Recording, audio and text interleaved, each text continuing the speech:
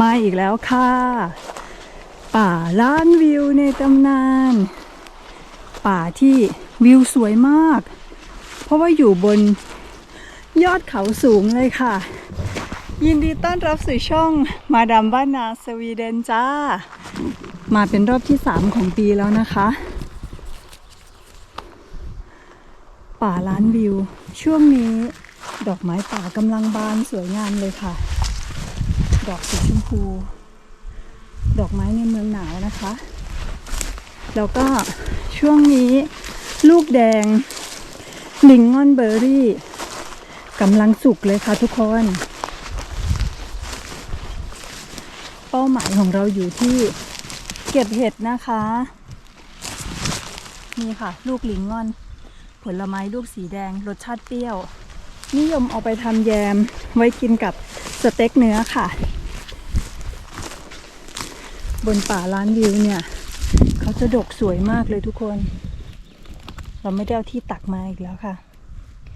สวยเนาะนี่วิวป่าล้านวิวค่ะว้าวแม่อุ้ยสวยมากโชคดีมากค่ะรอบที่3ของปีเด้ออุ้ยวันนี้เห็ดสวยมากแม่เห็ดสวยมาก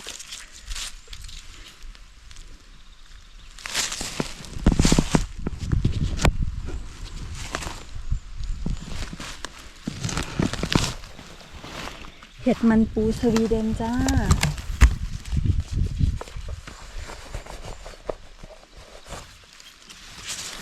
อุ้ยทุกคนสวยมากสวยมาก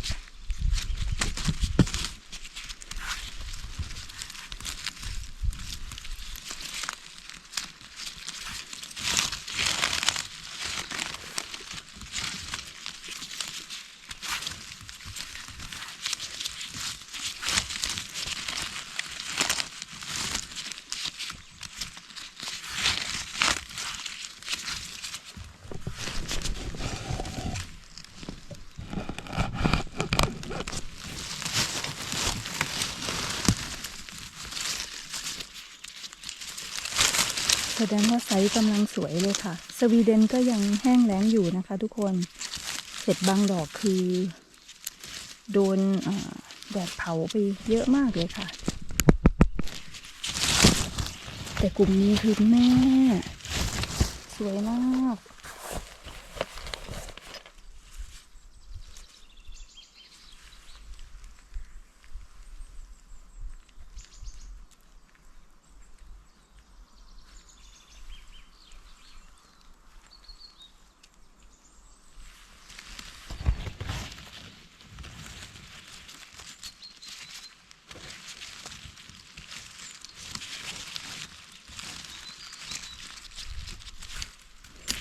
ฟังเสียงนกนะคะเริ่มมีความชุ่มชื่นชุ่มฉ่ำขึ้นมา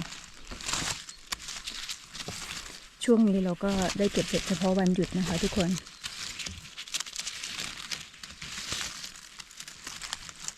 ซึ่งวันหยุดก็มีน้อยนิดน้อยนิดเหลือเกินนู่นแหละจนกว่าเราจะลาพักร้อนช่วงที่2ของปีนะคะกลางเดือนกันยายนค่ะวันอยากเก็บเห็ดทรัสหรือที่พี่ๆน้องๆหลายๆคนเรียกเห็ดดำขาเหลืองสวีเดนเรียกเห็ดทรัสคันตาเรนนะคะวันก็จะเรียกเห็ดทรัสค่ะส่วนวันนี้จะได้เห็ดอะไรบ้างติดตามรับชมยาวๆค่ะ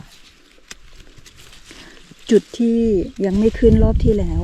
วันนี้ขึ้นคือสวยมากแน่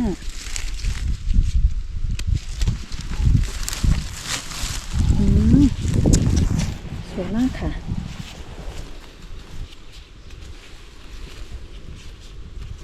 แล้วก็จากคลิปคราวที่แล้วหลังจากที่วันไปทำงานประมาณ2 อาทิตย์เลยนะคะ10 วันน่ะทุกคนที่วันเก็บเห็ดแตรดำป่านี้ก็มีเห็ดแตรดำด้วยนะคะมาลุ้นกันว่าเราจะได้เก็บไหน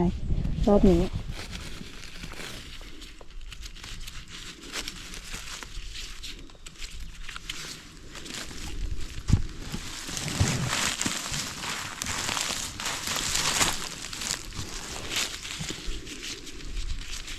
มาแล้วค่ะทุกคน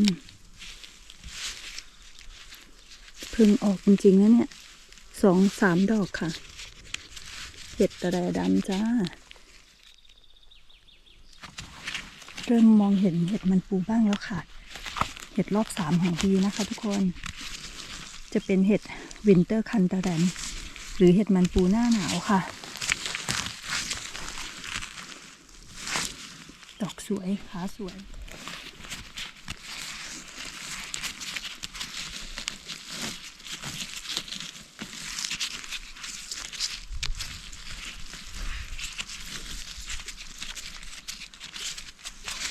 ป่าเนี่ยเป็นป่าที่วันเก็บคนเดียวจริงๆเลยนะคะ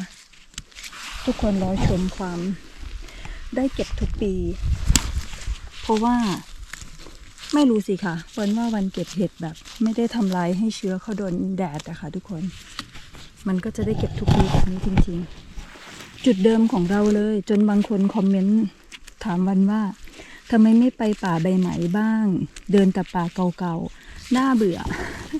เบื่อไปเลยค่ะใครเบื่อก็ผ่านไปเลยนะคะทุกคนเพราะว่าเราหาป่าใหม่ไม่ไหวค่ะเราทำงานด้วยนะคะทุกคนพอถึงวันหยุดแล้วก็มาเก็บให้สนุกค่ะไม่ได้แบบเครียดเรื่องจำนวนเห็ดมากนักแล้วป่าเดิมของเราแบบนี้เรามาเรารู้เป้าหมายค่ะว่าเราจะเดินกี่ชั่วโมงเราจะได้พักตอนไหนอะไรแบบนี้นะคะเพราะฉะนั้นใครเบื่อข้ามช่องนี้ไปได้เลยเพราะว่าเรายังทำงานอยู่ค่ะเรายังต้องเก็บพลังงานของเราเอาไว้ทำงานหลักทุกคนเก็บเห็ดเป็นงานอดิเรกที่เราทำสนุกเท่านั้นนะคะ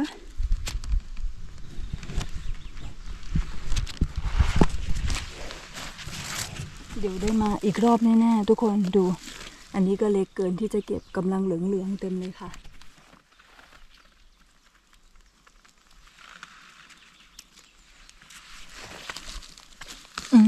คิด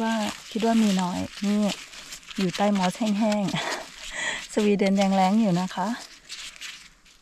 ฝนมานิดเดียวเห็ดก็อยากเกิดถ้าปีนี้ฝนตกดีๆนะทุกคนเห็ดจะเยอะมากเลยค่ะเพราะว่าตอนต้นฤดูมันร้อนจัดแต่ว่าฝนขาดช่วงไปนานมากแล้วฝนก็ตกมานิดเดียวตอนนี้สิ้นเดือนสิงหาแล้วฝนยังตกน้อยอยู่เลยค่ะโอ้ยเก็บไม่ได้แล้วเอาไว้เนี่ยเนาะไว้เป็นเชื้อเห็ดไปค่ะ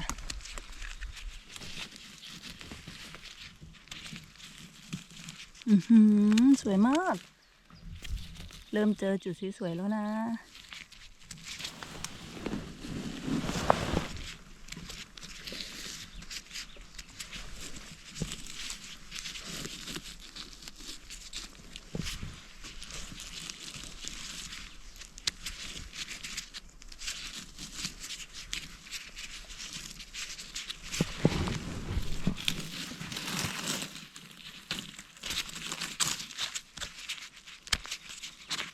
นี่เห็ดในดงมอส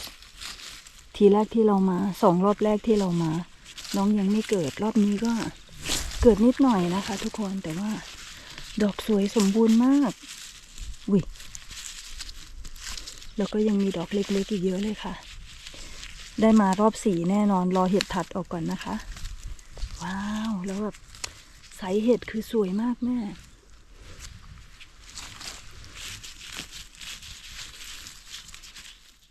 เนี่ยเราเปิดมอสแบบนี้เราก็ปิดไว้คืนนะคะทุกคนเกิดที่เดินจริงๆตรงนี้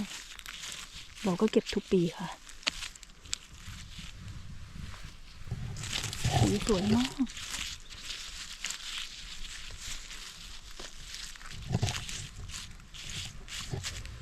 ปีนี้เกิดเท่านี้นะคะรอบแรกของปีจ้า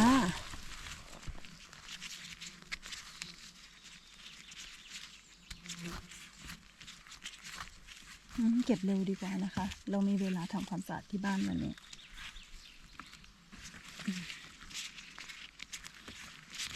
ขออนุญาตเก็บเร็วนะคะทุกคน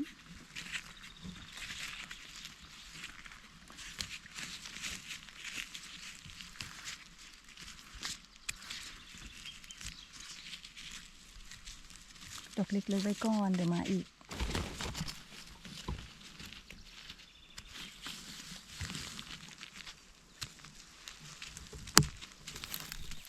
กลุ่มนี้สวยมากค่ะทุกคน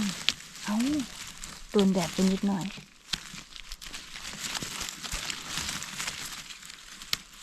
แต่ดอกสวยมาก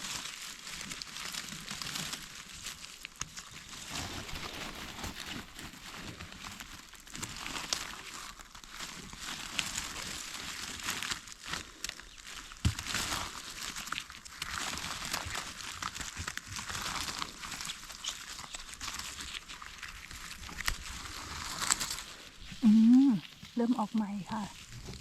เม็ดใหญ่ไปก่อนเม็ดเล็กๆเดี๋ยวมาใหม่นะคะตำนานป่าล้านวิวป่าสวยจริงๆเนาะทุกคนอุ้ยดูบลูเบอร์รี่ป๊าดลูกใหญ่มากไซส์เดียวกับที่ขายในห้างเลยค่ะ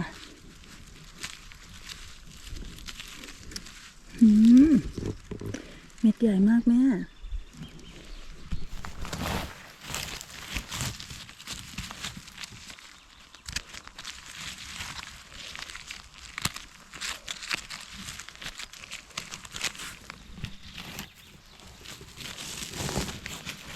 แห้งหมดเลยค่ะแห้งเราก็กินทุกคน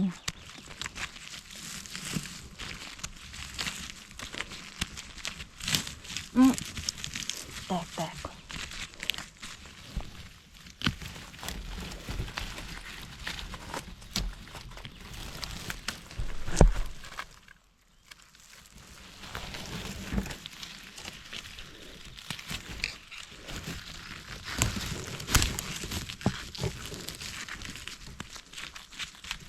บางจุดคือเห็ดเริ่มออกทุกคนปีนี้จะได้เก็บเห็ดมันปูแบบยาวๆเลยค่ะถ้าเป็นแบบนี้นะ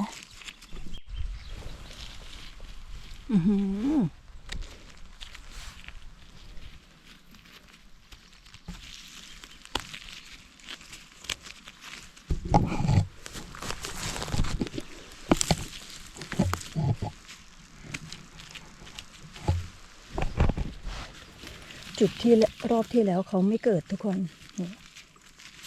เพิ่งเกิดมันก็เลยจะกลายเป็นเห็ดมันปูที่เกิดหลายรอบมากเลยค่ะปีนี้น่าจะได้เก็บยันหิมะตกเลยแหละเพราะเพิ่งมีดอกเล็กๆเกิดใหม่ที่เรายังเก็บไม่ได้วันนี้ต้องรอเห็ดทัดออกรออีกสัก2 อาทิตย์ค่ะทุกคนอาทิตย์1 หรือ 2 อาทิตย์ตรงกับวันหยุดหลายวันของวันพอดีค่ะเดี๋ยวเรามาลุ้นกันต่อนะคะ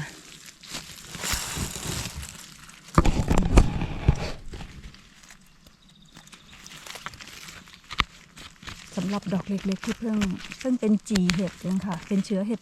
เหลืองๆทุกคนเห็ดในกองฟืนสวยมากแม่ว้าวขาเห็ด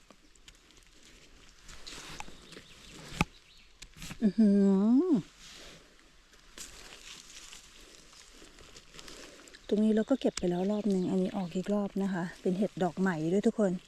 อายุประมาณ1 อาทิตย์นี่แหละไซส์เนี่ยเห็ดโตช้าค่ะสวยมากตรงนี้อีกกองนึง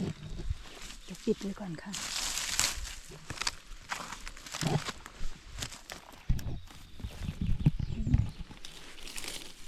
ว้าวเห็ดในกองฟืน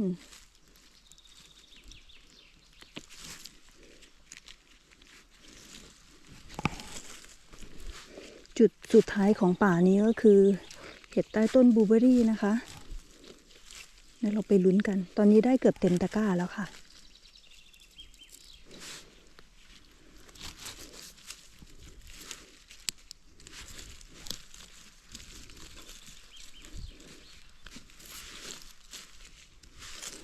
นี่อัปเดตตะกร้าเห็ดของเรา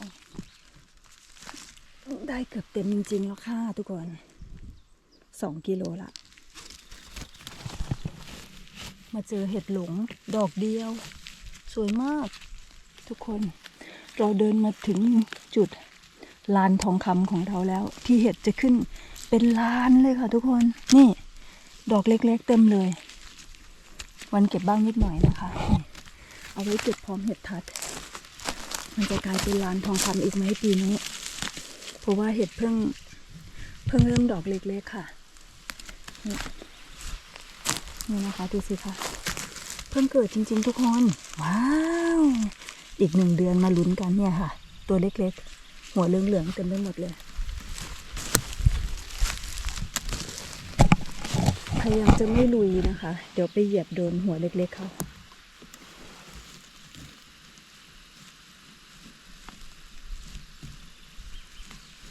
เดี๋ยวเราค่อยมาเก็บอีกทีช่วงนี้เดี๋ยวพาตรงไหนที่เคยมีเห็ดถัดเดี๋ยวลองพาเช็คดูค่ะว่าเขาเกิดหรือยังท้ายของคลิปนี้แล้วนะคะทุกคนป่าล้านวิวคลิปรอบที่4ของปีแล้วจ้าอุ้ยสวยมากบางจุดก็เกิดแล้วสวยมากดูขาเขาค่ะเป็นแบบนี้เลยเห็ดป่านี้3 ดอกคือเต็มมือสวยจริงๆ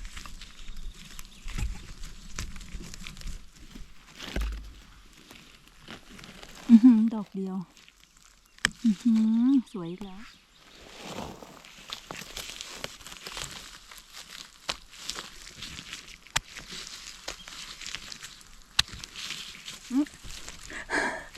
มองไม่เห็นเห็ดมองเห็นเห็ดดอกนี้ทุกคน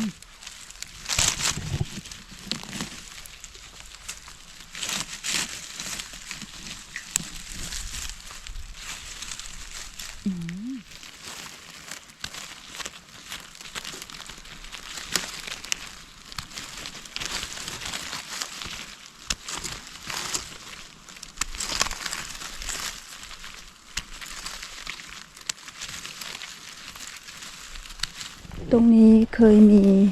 เห็ดทัดที่จะเกิดก่อนที่อื่นนะคะเราลองเดินมาเช็คดูเห็นพี่ๆทางนอร์เวย์ได้เก็บกันแล้วนะคะเห็ดทัดหรือบางคนเรียกเห็ดดำขาเหลืองแต่วันเรียกเห็ดทัดคันตาแรนตามภาษาสวีเดนนะคะยังไม่เกิดค่ะทุกคนเมืองนี้ยังไม่เกิดนะคะสำหรับคลิปนี้วันก็ต้องขอจบไว้เท่านี้นะคะทุกคนได้เห็ด1 ตะกร้าแล้วกลับบ้านกันค่ะปีนขึ้นป่าล้านวิวรอบที่4ของปีได้เห็ดมา2 ตะกร้าสวยๆกับวิวและบรรยากาศช่วงนี้สวยมากค่ะกิจกรรมในวันหยุดกับชีวิตคนไทยในสวีเดนที่มีความสุขที่ได้เดินป่าขึ้นเขาเก็บเห็ดใครชอบคลิปนี้บ้างคะสำหรับวันนี้ต้องขอบคุณทุกการรับชมขอบคุณทุกกำลังใจอย่าลืมกดไลค์กดแชร์กดติดตามเอาไว้นะคะพบกันใหม่พรุ่งนี้คลิปออกอากาศเที่ยงตรงตามเวลาในประเทศไทยสวัสดีค่ะมาดับบ้านนา